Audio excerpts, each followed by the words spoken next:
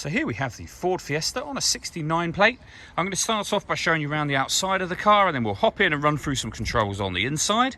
But from the outside you can see it's a 5-door car with alloy wheels and tinted windows. Let's start off inside the boot and then work our way around the rest of the car from there.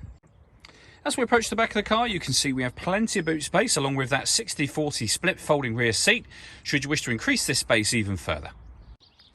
Okay, so we're just going to work our way back round to the front of the car, and then we'll hop in and run through some controls on the inside. But now that we've done a full circle of it, you can see it's in excellent condition the whole way round. Just briefly before we climb in, I think it's what we're seeing the interior from this exterior point of view. There's plenty to run through on the dashboard, so let's hop in and we'll do that right now. Okay, now that we're inside the car, we're going to start with the dials. On the left-hand side, we have the rev counter, and on the right-hand side, the speedometer. At the bottom in the middle, we have the fuel gauge and coolant temperature gauges, and then above that, the main trip computer, which includes the total miles of this car. They are 7,421. Beneath that, we have a digital readout for the speedometer. You can change the information that's displayed there. For example, you can have this trip computer information.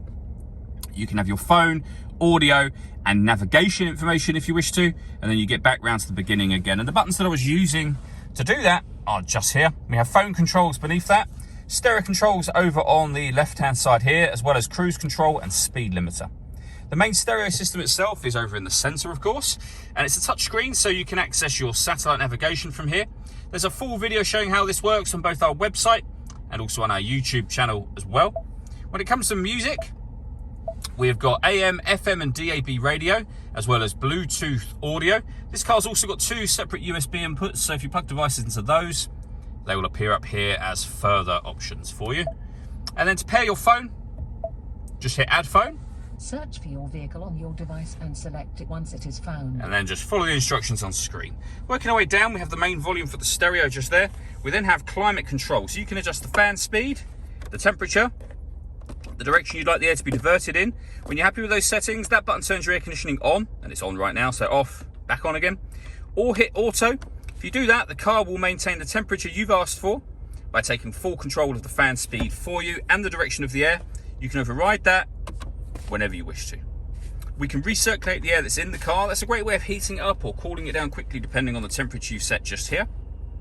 With a proper heated front screen as well as the heated rear screen as well. Beneath that, a 12-volt charging socket, one of the 2 USB inputs, a 6-speed manual gearbox, and then these buttons just here. So you can put the car in eco mode, you can turn off the traction control, and this car turns off the stop and start, or turns it on in this case. The car is designed to cut out when it's stationary in traffic to save you fuel. As I say, this button will turn that system on and off again. All that leaves me to say is thank you for taking the time to watch this video. If you'd like to come and see the car in person and have a test drive, please feel free to call any of our MJA sites. We'd love to hear from you soon.